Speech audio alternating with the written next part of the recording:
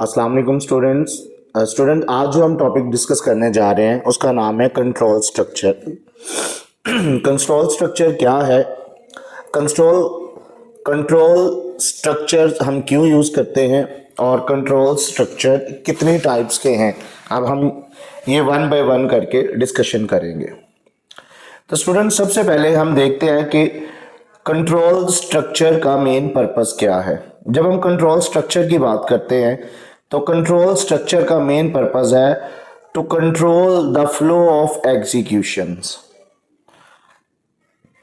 Control the flow of execution in a program, यानी program के flow को control करना ड्यूरिंग एग्जीक्यूशंस। अब इससे मुराद ये है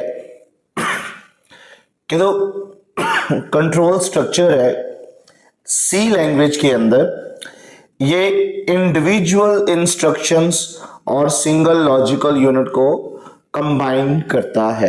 क्यों? क्योंकि लॉजिकल यूनिट के दो पार्ट होते हैं, एक इसका एंट्री पॉइंट होता है और एक इसका एग्जिट पॉइंट होता है, और ये दोनों बेस करते हैं कंडीशन के ऊपर। ये दोनों बेस करते हैं कंडीशंस के ऊपर।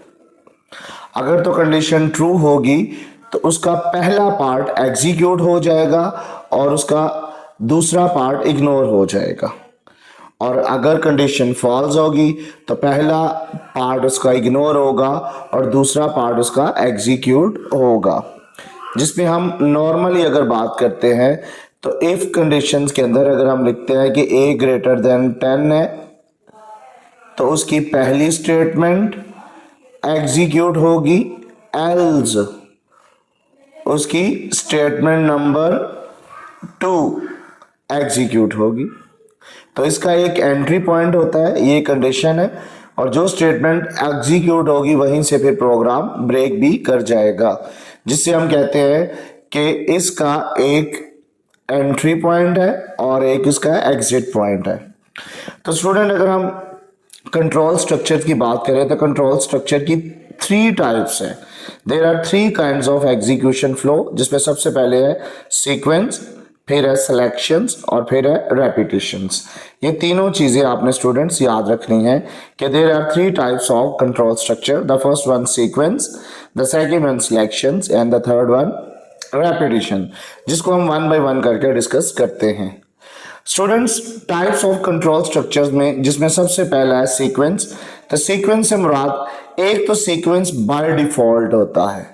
बाय डिफॉल्ट से मुराद है कि प्रोग्राम आपका बाय डिफॉल्ट ही एग्जीक्यूट होगा।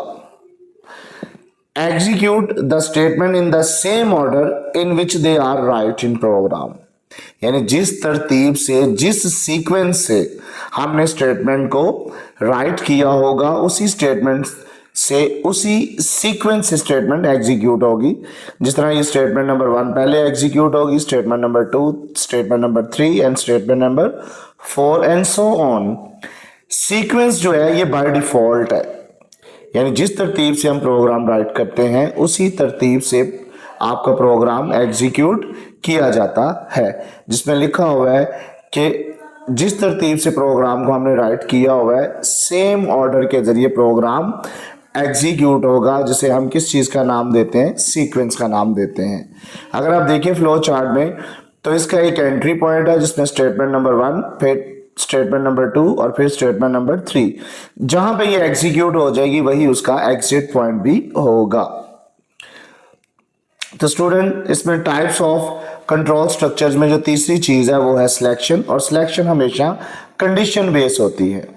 कहता control structure which choose alternative executions, और ये जो अल्टरनेटिव एग्जीक्यूशन है ये बेस करती है कंडीशंस के ऊपर जो इसका एंट्री पॉइंट है।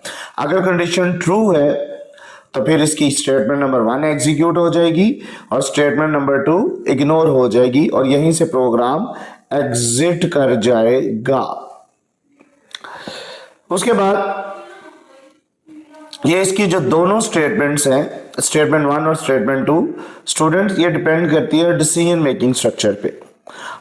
लेकिन इन दोनों स्टेटमेंट में एक ही चीज एट अ टाइम एग्जीक्यूट होगी और एक इग्नोर होगी।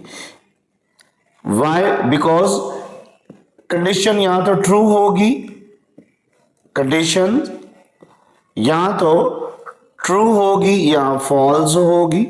अगर ट्रू है तो एक स्टेटमेंट एग्जीक्यूट, एक स्किप। ये नहीं हो सकता कि दोनों स्टेटमेंट एग्जीक्यूट हो जाए और दोनों ही स्किप हो जाए। तो स्टूडेंट डिफरेंट टाइप के हमारे पास सिलेक्शन स्ट्रक्चर्स मौजूद हैं जिन सी के अंदर, जिसमें इफ एल्स इफ और स्विच स्टेटमेंट है, जिन्हें हम वन बाय वन करके डिस्कस करेंगे। तो स्टूडेंट्स हम इंशाल्लाह नेक्स्ट टॉपिक में इन तीनों जो 1, 2, 3 और 4 सीक्वेंस सिलेक्शंस है, इनको हम वन बाय वन करके डिस्कशन करेंगे। तो इस टॉपिक के अंदर हमने जस्ट कंट्रोल स्ट्रक्चर्स के सीक्वेंस सिलेक्शंस को डिस्कस किया है। तो इंशाल्लाह नेक्स्ट लेक्चर में हम दोबारा नेक्स्ट टॉपिक्स को डिस्कस करेंगे। टिल देन अल्लाह।